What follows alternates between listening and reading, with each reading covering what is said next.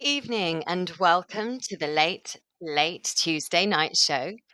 I'm Natalie Marr, and you can join me for the next hour where I will be discussing tonight's hot topic, the transformative power of the performing arts in young people.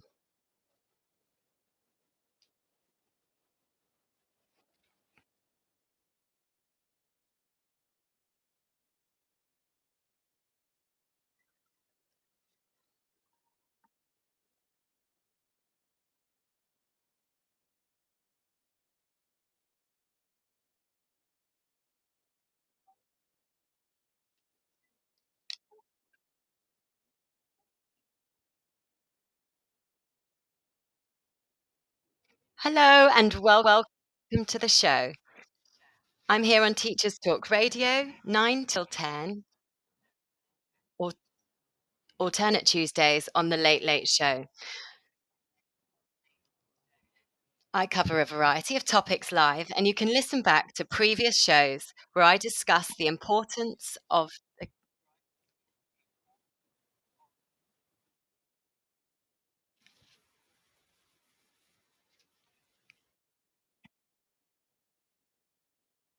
On previous shows, I've discussed the importance of co curricular with Nicole Tremblay, gifted students and mental health with Silva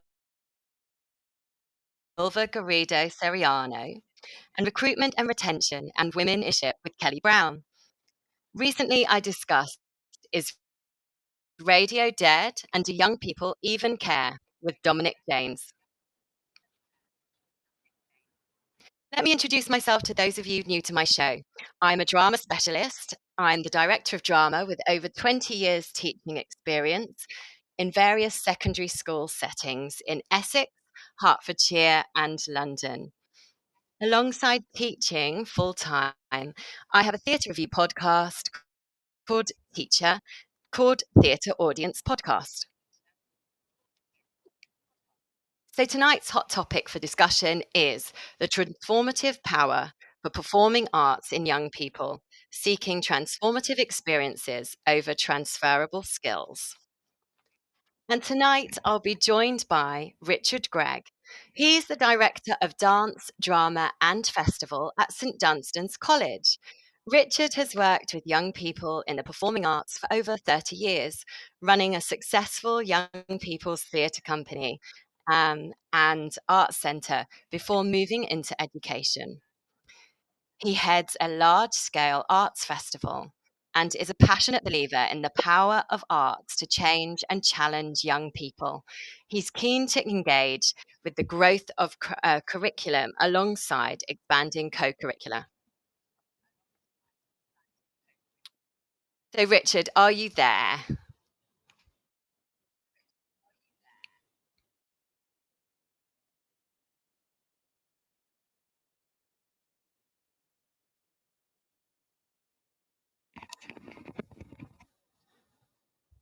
Richard, are you there? There he is. I'm on my new laptop and I've got reverb and echo coming back on me in my headphones constantly. So I'm literally hearing my voice back. I wonder if you can.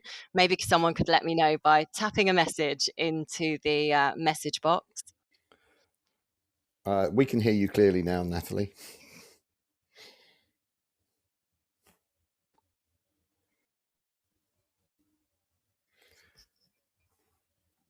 Yeah, I'm speaking. Can And you Rich, hear me? are you there? Okay, fine. I've got messages saying that everything's fine. So that's cool. I'm just going to have to deal with hearing my own voice. Hi, Rich. How are you? I'm good. How are you doing, Natalie? I'm great. I'm just going to press one button and see if that cuts out the echo for myself and not the entire show. Experiment, and then we'll have our lovely discussion. Can you still all hear me? Can hear you. Can you? Fantastic. Wonderful. So, how are you, Rich? Yeah, I'm really good. Manically busy as always, but good to take some time tonight to talk about something that's really important to me.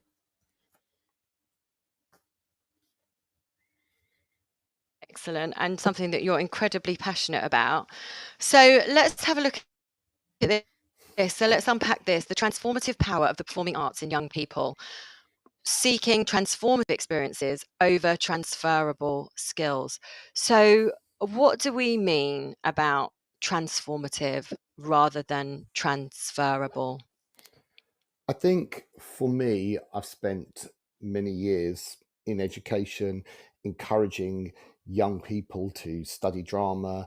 And often one of the selling points is that we talk about the transferable skills that young people gain through doing drama.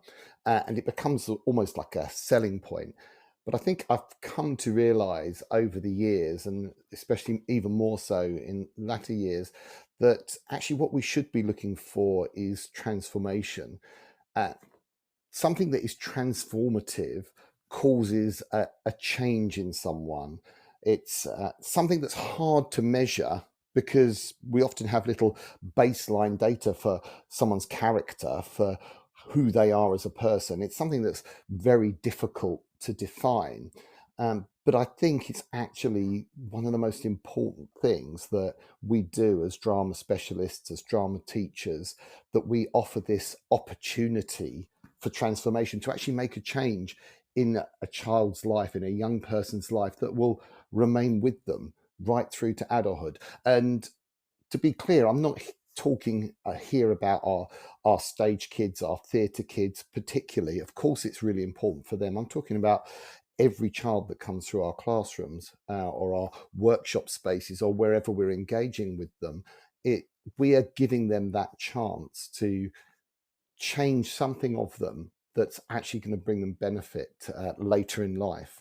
And I can think of lots of times, and I'm sure you can, many children that you've seen over the years who maybe they weren't the star of the show, but they had an experience through engagement with the arts that has actually strengthened them as an individual. It may have given them courage. It may have given them confidence to work with others.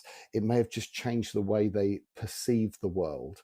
And I think that's the sort of change, the transformative change that I mean when I talk about this, rather than here are the transferable skills. You'll learn to work in a team.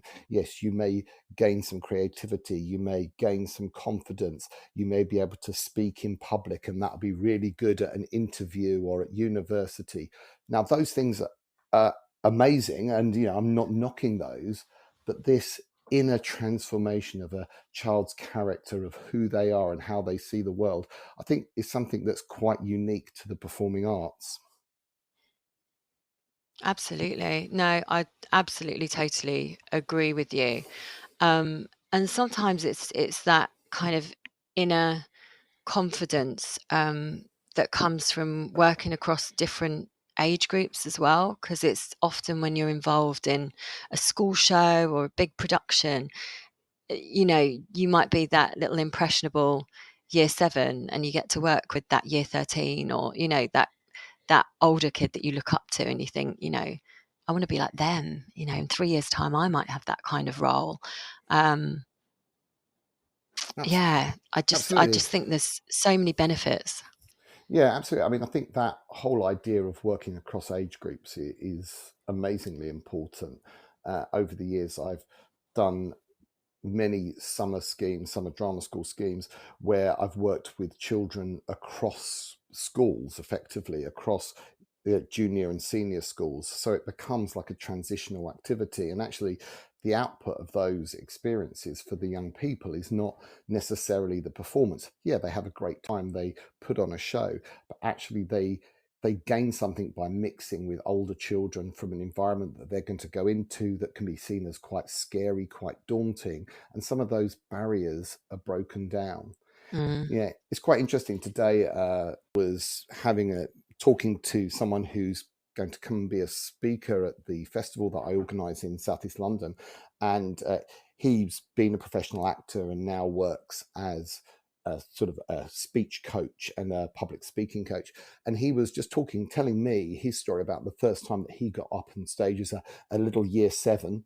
And he said he was shy, he was nervous, but that moment that he stood there and he delivered his one line, that was the moment that he said Mm. he felt like he came home, and what a wonderful Oh, way to yeah. describe it. Here's a man, who's older in life. He actually referred to it as year one, not year seven, so that definitely dates him.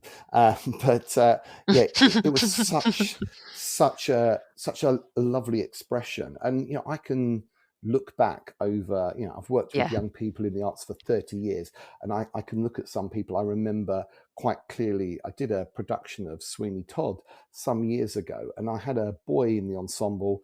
He was severely autistic, but he was so desperate to be part of the production, to fit in with kids, not to be separated out. And he was the first child that went down through the trap door. I mean, I was absolutely terrified. It was, I mean, these days I would have had to fill in like a 40-page risk assessment for that. But yeah, he Oh was my just up goodness, there. yeah. He was on this 6-foot platform, launched through a hole, and actually it did something for him. He's not a star in the West End, but it gave him a confidence to work with other people. It gave him a strength, a belief in himself that actually he could do this. He could be like everyone else in that situation. He could actually be the leader in that situation, and show the way. And those experiences are valuable. They are almost unquantifiable for young people. I think sometimes we sort of focus very much on, the end product. We've got to get the school show ready, and we all know Hmm. the pressures of that. Yeah, uh, Absolutely. yeah. So And making it perfect, but it's making it it's not perfect. about that. It is, It, in this instance, it is about the taking part, isn't it? it is about the taking part. Yes, of It's about the course. process. Yeah, of course we want a good end product that the students can rightfully be proud of, to say, yeah, I made that. Mm, I was part of bringing that to life. But actually being part of that team, being part of that process. I just completed Billy Elliot at school, and there were members of the ensemble who were in the ensemble because they weren't necessarily going to be play a leading role, but actually you get emails from parents who recognize the importance, the difference it's made to that child who's just taken that step up in their own self-esteem, in their own self-belief, and that's a very powerful thing. And I say they may not go on to pursue drama, but we've given them a very positive marker in their lives, something that they look back on. And you'll know yourself that often when mm, students later in life look back at school, it's those experiences that actually are like flags, are like milestones in their life. When I did that, even if it was an absolutely terrifying experience, because let's be honest, yeah. sometimes it can be a terrifying experience. Mm, Everything goes wrong, but you we're actually putting children in a safe environment where they can experience challenge, they can experience risk, they can experience having to think on their feet, they can experience the idea that failure is not fatal. That's all mm, really important. And it's a constrained area. The performing arts, it's this sort of almost safe bubble. We can think of it as that they can experiment in that, all sorts of kids. And actually, I think I don't know how it's been for you at school, but over the last few years, I've seen more and more students, especially, get involved and be changed by their engagement through technical theatre as well. Lots of yes, students absolutely. who perhaps may not be, they're not going to be the leading lady, the leading man. They're not going to do that. They wouldn't want to do that, but actually they can be very much part of a production by designing the sound, by programming lighting, by learning about something that supports others. And they actually feel a real pride in that. I can look back. I can name lots of students. Yeah. Who've just literally changed. They've actually found themselves in that world, of that technical world, which we shouldn't dismiss. And it's not about having the latest greatest equipment. Not every school's got that. It's about them discovering and feeling that they've created something just And by been being part of involved, something. being part of it. Absolutely. Absolutely, they're part of that Absolutely. And, ensemble.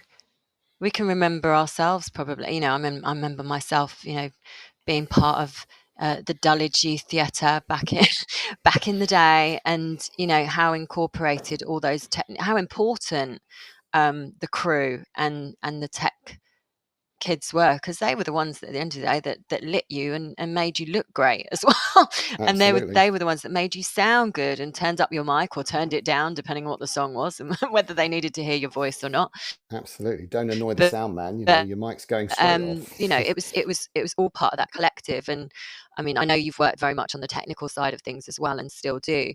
But I remember about 3 schools back, when I wasn't fortunate enough to be in a large department and with a technician specifically, and we had to sort of buy a technician in for a short period of time to work on particular projects, particularly with the GCSE tech students. And I do remember um, one boy who crossed over to the tech side partway through his GCSE, primarily actually as a behavioural thing. He just could not hold it together. He was actually quite a good performer, but his process skills were not great at all, which made it very, very difficult for his group to A, rehearse, B, stay focused, and the panic that he would lose it during the performance.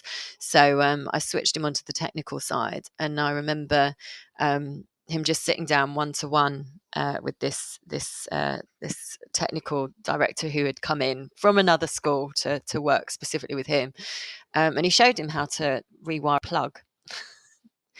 The Oh, boy amazing. had never been so switched on in school in all his life, and so much so that he became obsessed with lighting, and actually left school after his GCSEs, got an apprenticeship working as an electrician, then ran his own company, and then came and did a bit of wiring on my own house.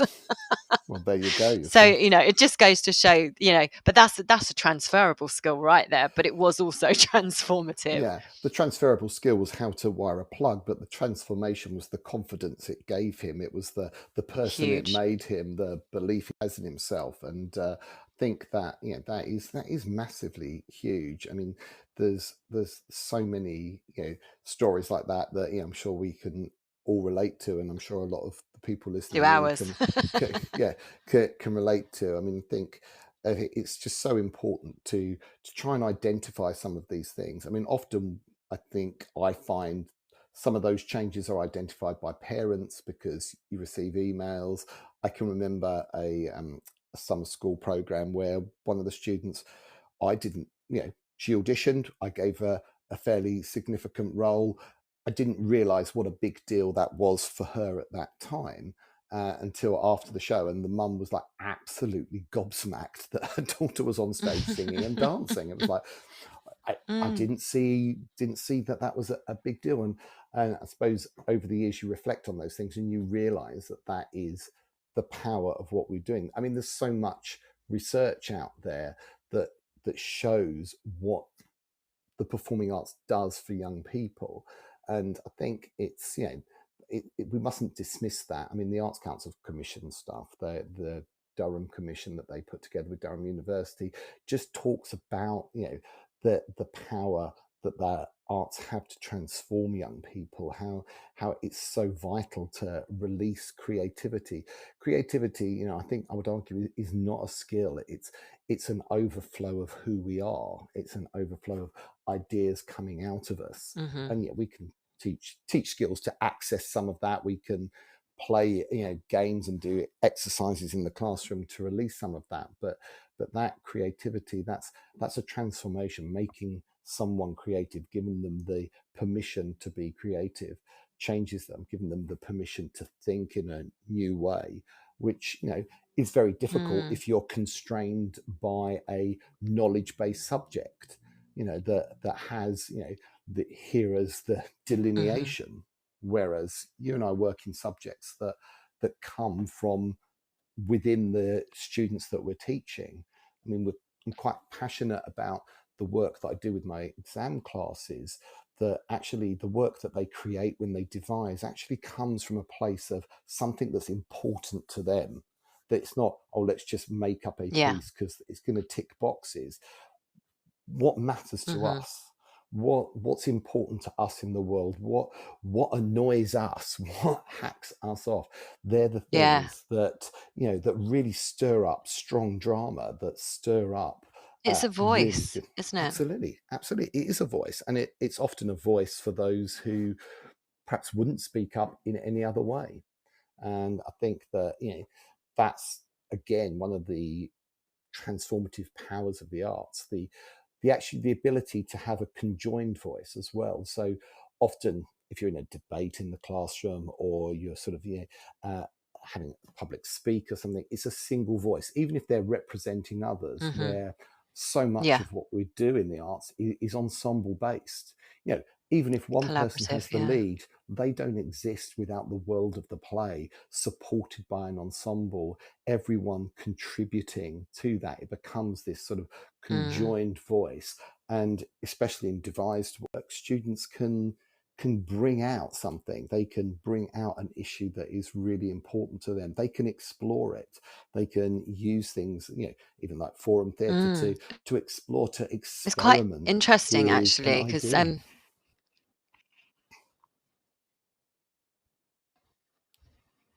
yeah, and it's quite interesting you say that. I last week I went to see a devised piece. Actually, it was at Tara Arts in Earlsfield, Right. Okay. and it was a young company. They were 18 to 25-year-olds, so it was nice. It was that kind of first rung in the profession, and an opportunity to perform in a professional space. And the piece that they were devising was actually called DNA, but it wasn't the Dennis Kelly play. It was their own, Yeah. and it was Do Not Arrive, and it was taking from all their cultures, and it was thinking about border control, refugees, cultural identity. What you do once you arrive in England, any generations of your family that are living here, how you then experience. Like it was through their eyes, and it was what you say. It was permission for them to use their voice and talk about what angers them, what annoys them, maybe what their parents have lived through, um, etc. And it was a really powerful piece. It was like 55 minutes straight through. Brilliant. But you could see some of you could see cultural influences, but you could also see theatrical experiences, movement theatre. It was quite dynamic, really good use of music as well. So you could see where their influences, different practitioners had come from and stuff. But yeah, it's that opportunity for young voices to come together and work as a collaborative, as an ensemble, Yeah. No, I mean that's is amazing. an amazing experience. Yeah, I mean, I we recently had London Bubble Theatre Company come in, something very similar. They're young people's theatre company, to perform a play called Overload, that's devised as a piece of forum theatre, a piece of professional forum Oh, theatre. And nice. there, there I had, like, 30 drama students watching this piece, and it was really interesting. Again, it was exploring issues of mental health, family support, aspirations, and so on. And then they performed this piece, and then when the students were asked, okay, what changes are you going to make, it was quite interesting to see how the students were actually quite reticent, even though they're drama students at first, to join in. Mm. But once one of them had sort of breached that gap and gone in and put on the orange Yeah. backpack, which was the marker that they were using for this character, Right. and they started, I mean, they actually had an amazing experience. They could explore this idea of how you communicate with someone you're in a relationship with, and they can do it in this sort of setting where they genuinely don't know what the professional actor opposite them, is going to come back with. Because so often when we're doing that sort of work in class, that they're with their friends, they're supportive, they're not Mm. actually going to get any real challenge. But to see that, Comfort zone. yeah, comfort zone, see that style of theatre in a setting, like that, working with young people, seeing them, being able to grow in an instant, literally over the course of an hour. These students grew through the ability to actually interact with professional actors and actually try something out, and try a real life situation, that in this sort of the safety of a piece of forum theatre. That's transformation. That's transformative Yeah. power And of was art that in action. just And was that just about the exploring? They weren't coming up with an end product? Was it what was No, it was the play's called Overload that London Bubble are mm, touring, and it basically explores the life of a young man who has to act as carer for his mother who's going through mental illness, and right.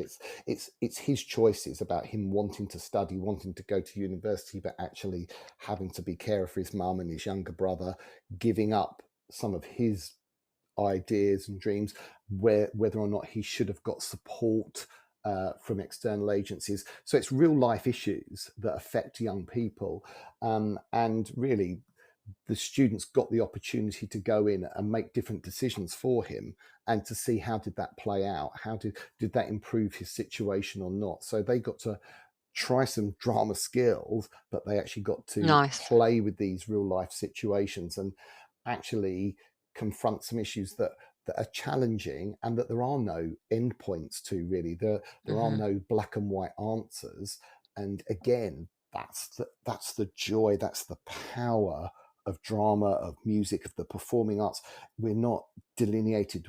It's not all black and white. We have got this scope to Yeah. explore, and it's that space that allows growth. It's if there's a black line drawn around the space you're working in, you can grow as far as the lines. But when there's no lines, when everything's on the table, when Yeah. everything's available, when you can try something, and it doesn't matter, you can try it once and it doesn't work. So what? You try something different the next time. Mm. That's what is so powerful in drama, in music, in the performing arts, in dance. For young people. We just mustn't underestimate this. Yeah, and I mean, we see this, or let's just say we have seen this, let's say over the last 2, 3 years, um, because of the impact that COVID had on our Absolutely. Yeah, I youngsters. think. Yeah, I think actually COVID has made me reflect more on this idea of transformative power than, it's something that I've always believed in. Um, but I think I've seen the real impact of it since COVID, since all of those students were sort of taken out of the drama studios, out of the workshop spaces, out of off the stages, and you see the impact that sort of 18 months, 2 years of having that withdrawn from them, you see the impact that that has on them. I think, it's actually more than I Mm, expected. I can pinpoint the students now who started drama at my school through COVID, and I can see the impact it's had on them and their ability to engage and their ability to explore. Not every single child, but a lot of what I would yeah, expect to see in transformation in those kids through drama has been missing. There's something missing in that aspect, and I think that's become very, very apparent probably now, really, as those students really sort of going through year 9. They're the ones that joined, you know during COVID. We're in year 7 during COVID, and it has made a difference. Not mm, being able to meet up. We know about all the social impact and the mental health impact, but actually, I do wonder, and I do question whether some of the mental health issues that young people face today or are struggling with post COVID, some of that is because they haven't had those safe spaces to explore ideas, just to almost let off emotional and creative steam in spaces, and so everything becomes quite overwhelming. I think one of the really important things that the performing arts does, and I don't know whether you agree, is that it can actually normalize anxiety, because you are going to feel anxious when you do a performance, whether that performance is in front of your class, in front of your year, in front of your school, in front of a public audience. There's a level of anxiety when you perform, and I think so much of what we've experienced over the last few years is that anxiety is a problem. And yes, of course it is. Absolutely, there are people who suffer with crippling anxiety, mm, but we can actually help normalize uh, a feeling of anxiety through performance, through just small performances in the classroom, you get that feeling that, oh, I don't want to perform, but you do it and you get positive feedback, and actually it says, well, actually those nerves are a positive thing. That low level anxiety actually can be managed. And I think when young people have had that sort of almost training in how to manage anxiety through the performing arts taken away, they've got no mechanism then for going, hold on, this is low level Yeah. anxiety, it's quite No, you're small, right. and it grows into a This is mental health fine. It's issue. normal. Yeah. Yeah. So I think, that whole idea, that's one of the things we lost, this idea of normalizing anxiety. And also the fact that when you are in a production, when you're exploring drama, even in the classroom, you are naturally building empathy for others because you're looking through at the world through Hmm. the eyes of another person, you know, be it a fairy tale character or a Absolutely. highly complex, character that's been written.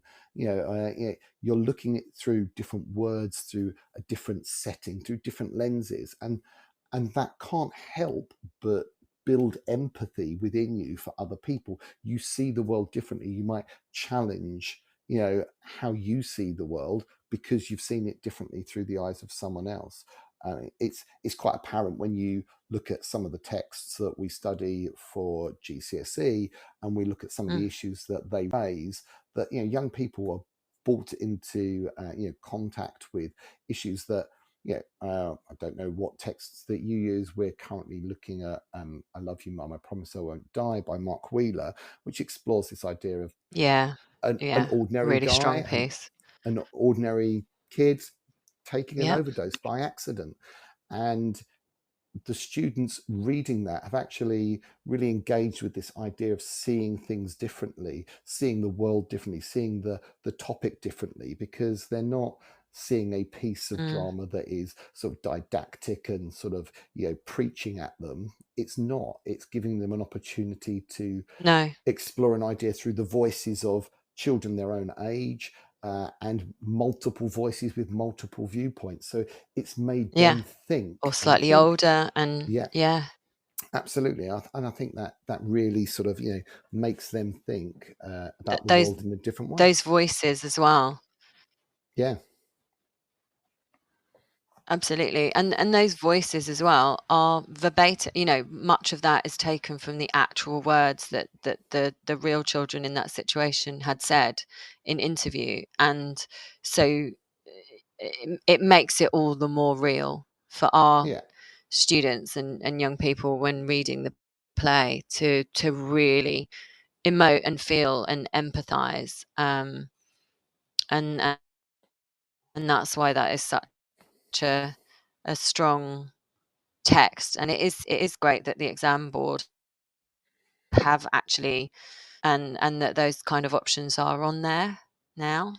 yeah, absolutely. I think it's really important, and and not even just obviously as exam boards. I think there's an onus on us as drama specialists and teachers to choose texts that do open up the world and open up different viewpoints to our young people, who to give them that opportunity to rethink things and to find that empathy. And that all of that is what was sort of lost through COVID, through the locking up of our young people, well, all of us as a society. Now, I'm not criticizing that per se, but I'm just saying that there's a Yeah. piece of work to do now Yeah, yeah, to yeah. really undo some of that in a couple of year groups of young people who've missed out on this opportunity to normalize anxiety, to build a stronger empathy.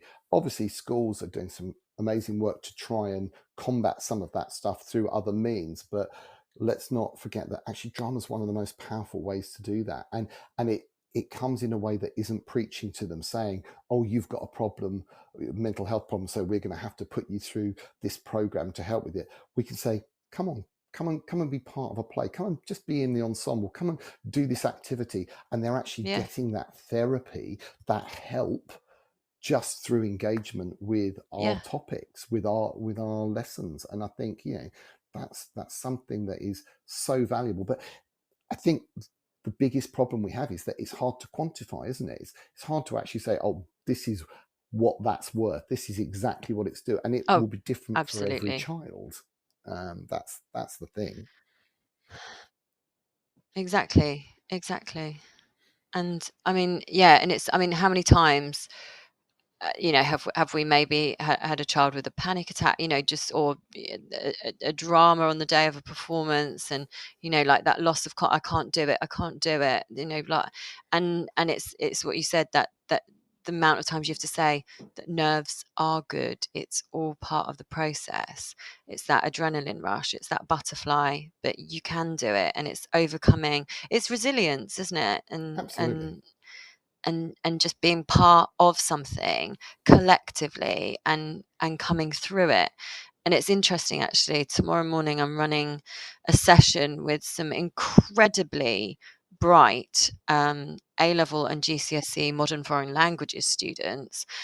These are the ones who on paper are, you know, the nines, the A stars of this world, but when it comes to the speaking exam, they seize up, because it's not necessarily, and this isn't all of them, this is just a small section that have been identified, that they panic, they have this anxiety of performance or speaking in front of someone else, and generally it is their own teacher on asking the questions, and these will be kids that have revised and know it, but because of this lack, you know, this, I'm not a performer, I'm quite a quiet person, I'm shy, I don't like talking in front of other people, this can kind of overwhelm them, and get in the way. So I'm doing some, what I feel, incredibly basic stuff with them, but it seems to be quite effective in helping them, you know, breathe through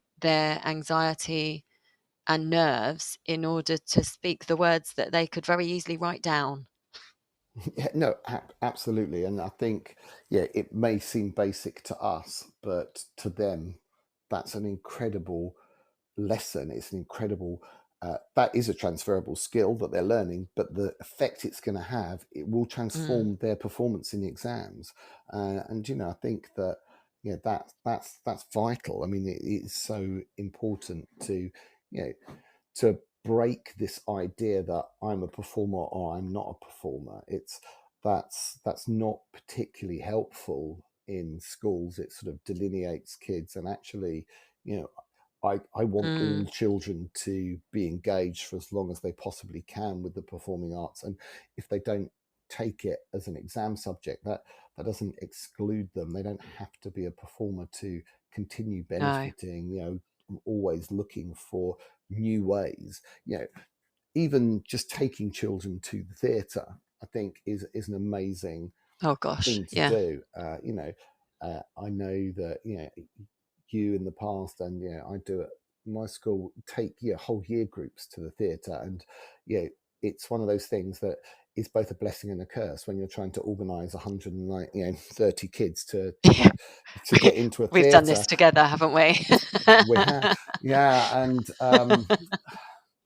yeah, that is, it is a challenge, and you know, the But feeling what there an is a, but amazing experience that is. yeah, What what an amazing. And amazing experience. if that's their only experience, that they go to the theatre with school, I mean, you know, then it becomes even more, you know, important that, you know, watching, seeing, being in that space, you know, seeing others perform, being inspired by maybe the performance, maybe the, you know, the tech, maybe just by the experience of being out Technology, together. Yeah, absolutely.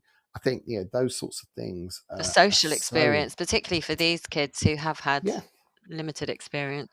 absolutely. I mean, I think it's vital. I mean, and we see that. Well, okay, they're just going to the theatre, but it's not, is it? It is something that will transform them, will change them, that will have an impact on them, even if it's, well, that impact was, that was really boring, and I never want to do that again. It doesn't actually matter, because it's starting to make them judge and make them question and make them go, well, why was it like that? Critical, Yeah, yes. critical thinking. I mean, it exactly. doesn't matter. I mean, Why did she enjoy it? Why did they enjoy it? Why did he enjoy it, but I absolutely. didn't? Yeah, Yeah, exactly. exactly. Yeah. So Exactly. I think that's really good. Good. Right. I'm going to head over to the news and a message from our sponsor.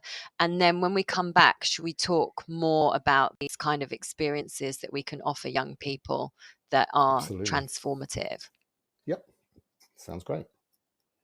This show is brought to you in partnership with John Catt Educational, a leading publisher of books, directories, educational guides, and magazines specifically aimed at forward-thinking schools in the UK and beyond. Have you checked out their latest releases? Don't miss out! Visit johncattbookshop.com to explore their full range of titles and advance your own professional development today. Happy reading!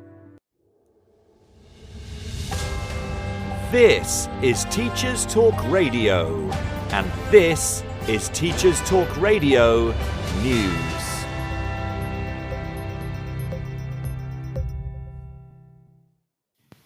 A report on the BBC website focuses on Ofsted's response to recent criticisms following the death of Ruth Perry. Ms Perry died while waiting for a report which downgraded her school.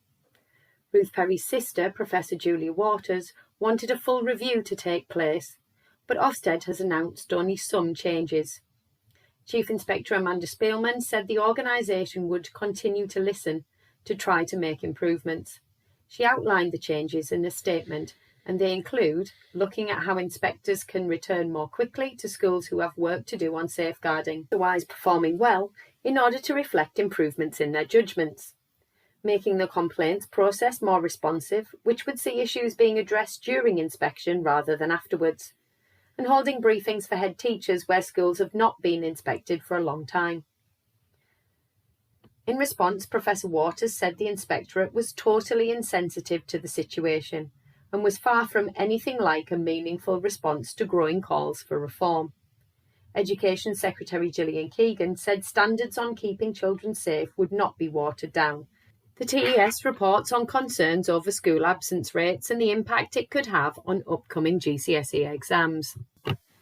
Fears have been raised over the exam regulator's plan to return grade standards to pre-pandemic levels for the 2023 summer series, when a TES analysis reveals that absence is still 70% higher than before the COVID lockdowns.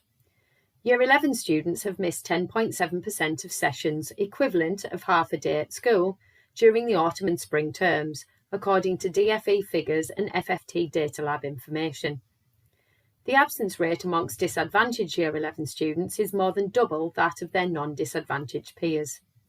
Former Schools Minister and Chair of the Commons Education Select Committee, Robin Walker, said the findings were of a grave concern.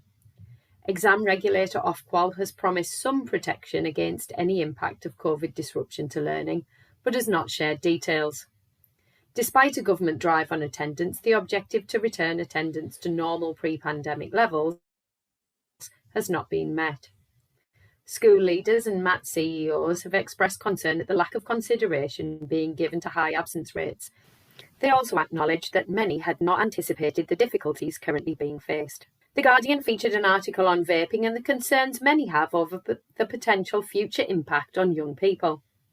With many schools acknowledging the difficulties they experience in dealing with vaping amongst children and young people, and research suggesting that pupils as young as 9 are admitting to vaping at least once, the article focuses on the downsides to what was initially presented as a more healthy alternative to smoking.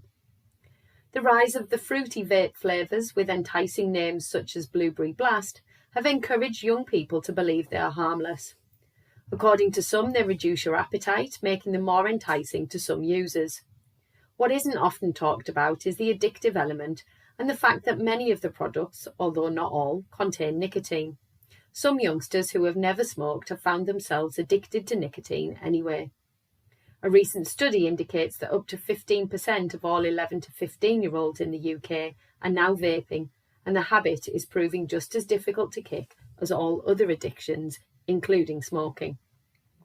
Finally, many head teachers have called on Schools Minister Nick Gibb to drop what they describe as a misguided policy, which means schools must open for at least 32.5 hours per week. In a letter to the Minister, Leaders of the two main head teachers' unions warn that since guidance on the proposal has not been provided, many have assumed it is not going ahead. The letter requests a minimum of a delay until September 2024. This has been your Teachers Talk Radio News with Jo Fox. Brilliant. So, so Rich, what have you things already, but in order to transform?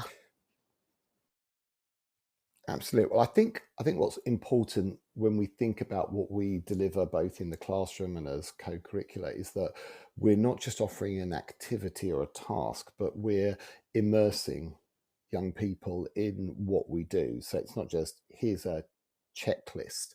So even when we're designing work in the classroom, we want them to be engaged. We want them to lead. I think that's really important. I think we've talked about trips. We've talked about having external companies in and getting engaged that way. But in the classroom, I want us to think about really how we devise our schemes of work so that students are leading, that there's choice, that there is scope for them to express their own ideas, and it's not just a checklist. I think obviously things like performances, productions, getting students involved backstage with costumes, sound, light, getting them even have voice in choosing productions, to creating productions. I think one of the things that we've seen has been very successful at St Dunstan's, where I am, is that we've done quite a number of devised school productions. So, we've worked in perhaps some non-naturalistic abstract styles, and students have, through workshopping a production, actually created it themselves, worked with musicians to create a live score that goes alongside pieces of movement and text. They might have just taken a play or a story as a stimulus, but they've created their own work from it. And the students have loved the experience. It's been very hard. They've had to work at a really intense level, but the output has really changed them, changed their view of what is and isn't possible through theatre. I think any time that you can engage with the arts externally, either in a theatre trip or in an activity, taking part in festivals, taking part in external events, I think is really great for transformative experience, because students need to hear an impartial voice. Mum and dad or granddad, whoever, friends, carers who come and watch productions are going to say, "You're fab, you're amazing, you should be in the West End." That's what they're going to say. Doesn't matter if you fell over, sang all the wrong notes, didn't get any of your words right, you're still going to be amazing. And that's good. You want that affirmation. But actually, to really transform people, students need to hear that from someone perhaps in the profession, or someone independent who can say, actually, I can objectively see what you're doing is really powerful, is really well put together, has been done to a really good standard, or I can see that you've contributed some creativity to that. I think those sorts of things are really important.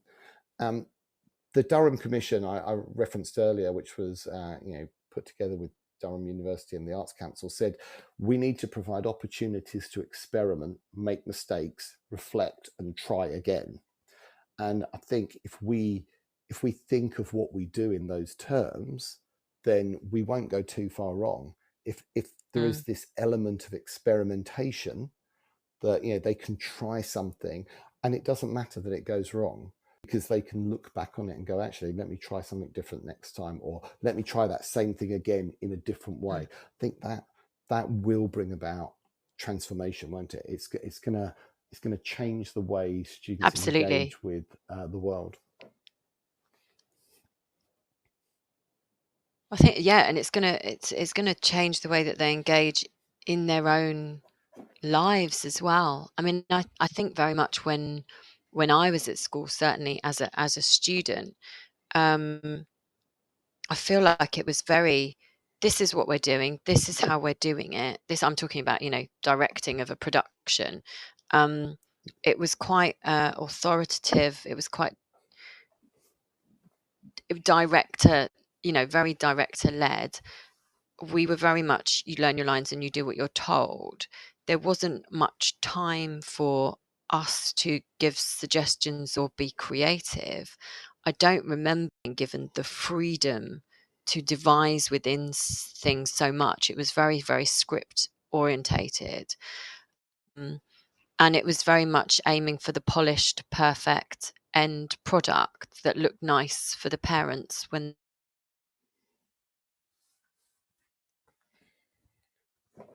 Yeah, I mean, I can definitely relate to that. That was my school experience, and there is a place for scripted work. It Presenting, provides making mistakes, and able to fail. yeah, no, absolutely. I mean, I think you know scripted work is great. That gives that structure, a framework for those who perhaps need that. But devising will open up a whole level of creativity. Very excitingly, this year I've got two sixth formers who are actually directing a play entirely on their own for our Summer Arts Festival.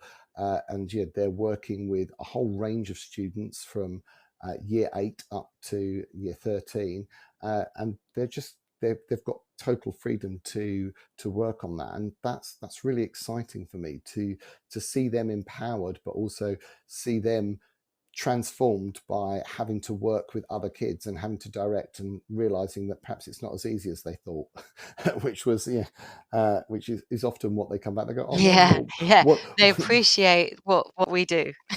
exactly, but actually it's very Yeah. exciting to have that sort of work go on. And I think that for me is part of the transformation. It's about just finding that way for them to create as well as be shepherded That through. freedom. Yeah, absolutely. Mm. And I mean, it's similar to on my previous show. We were talking about I was talking with Dominic, and he's in the States, and he's director of radio. They've got a whole radio station. It runs 24 hours a day. It's manned by the students have the key. It's the impetus, the onus is on them, this responsibility and independence. Obviously they have training and guidelines, and but they're given freedom within that, and I think that is amazing. They're not constricted by a curriculum in any way, shape, or form, um, which is amazing. They create their own curriculum.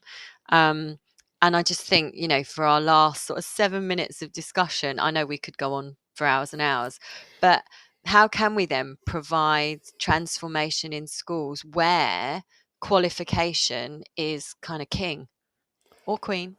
Or queen is royalty. I think I think it's a challenge.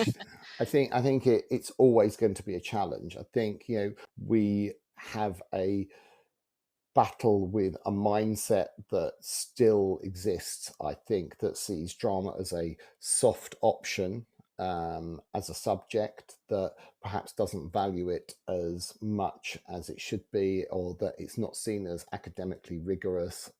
So there's that sort of view that it's for just a subgroup of people who are either very stagey or who they have it as a backup choice. And I think one of the first things that we need to do as teachers is never undersell our subject, never accept that it's anyone's backup choice. Be very firm about that. Hold on, no, this is as academically rigorous as anything else, and actually has amazing benefits. And it's not just at the examination stages, even further down. This is not just an extended playtime. This is actually doing something for these young people. And you just look back at what COVID has done to them and taken from them, and you'll begin to see actually how important this sort of work in the performing arts is. I think it's very difficult when there is not really a lot of qualitative data out there. We don't baseline children's personalities when they enter school. We baseline their academic achievement, and we No. have selective schools that say you're very good, so you're going to be good at all the academic subjects. But it doesn't actually say, well, actually, how much have they grown in confidence? It's all very sort of anecdotal. So I think logging and tracking Yeah. anything that we do, anything that we receive from parents or from students, I think holding on to that information is really important to show to senior leaders and so on how important the arts are and the difference that it is making, the sort of almost intangible difference. I think one of the things that we can do is that we should look for ways to reward change. So where we see a transformation in a child, find ways to reward it, and to publicly reward that at times where appropriate, to create cheerleaders in the student body for drama, for how good it is to be involved, to be engaged in any aspect of the performing arts, and on the parent body as well. I feel that my relationship with parents over the years has actually really helped me, really benefit, because they then believe in what you're doing for their child. And I think that is so important. I mean, I'm incredibly fortunate. I work in a school that values, where the head values the arts for themselves, not as a tick box to go in a prospectus, not as, oh yes, it's great as long as we're getting the results, or we've got something flashy to show the world, but actually believes in the power of the arts to transform. And I know lots of schools are not in that position, not because heads are anti, but they perhaps don't understand this power of transformation within the arts. And so gathering that information, putting it together, showing it, sharing it, and being public about the praise for students who do transform, who do something new, who show or demonstrate a change. I think that really helps sell the power of drama and the performing arts within any school setting. But I'm not naive. It is an uphill climb for many people to have their subject, when it's a performing arts subject, valued. I do know that. I'm just, I say I'm Yeah. very fortunate I mean, we're in where I am. lucky. Yeah, We're lucky. absolutely. And that's Yeah, really, and we long are. may that And remain. some schools, they have, yeah. And some schools, it's just one person. It's just one person doing all the drama, and they don't have a budget, etc., etc. I've been that person years, 20 years ago, and where the arts aren't valued as much, and you feel it. It is an uphill struggle, and you know in itself, you're trying to raise funds, you're doing bake sales, you're thinking, what am I doing? This isn't Absolutely. part of it, but actually it's for the kids, and they're helping you, and they want the experience. But yeah, I mean, we are in a very, very fortunate position, and I do think that actually coming out of COVID, it has, much as numbers may have decreased and then suddenly increased. I don't know. There's been sort of roundabouts there. Um, but I think it's well, you and I never undersell our subject, and I think most directors of drama and heads of drama are incredibly passionate. But where that support isn't there, that can be Yeah, it can be disheartening, because you want to do everything you can for these students. absolutely. Yeah, it's why we do what we do, because we believe in what drama can do, what the performing arts can do for young people. And that's what I'm passionate about. I know that's what you're passionate about, and I just would encourage everyone, to who teaches drama in whatever setting, just to hang in when it's difficult, and just really believe that actually what you do is making a difference, even when you perhaps can't always see it. It is changing kids day by day. And it's wonderful to speak to you this evening, Rich. We have worked together before, and I hope that we'll get the opportunity to work together again, because there's it's just been lovely hearing you speak this evening, and like you say, for all those arts teachers out there, there is a network of us. Share your ideas, and when we're going through those tough busy weeks, it's all worth it.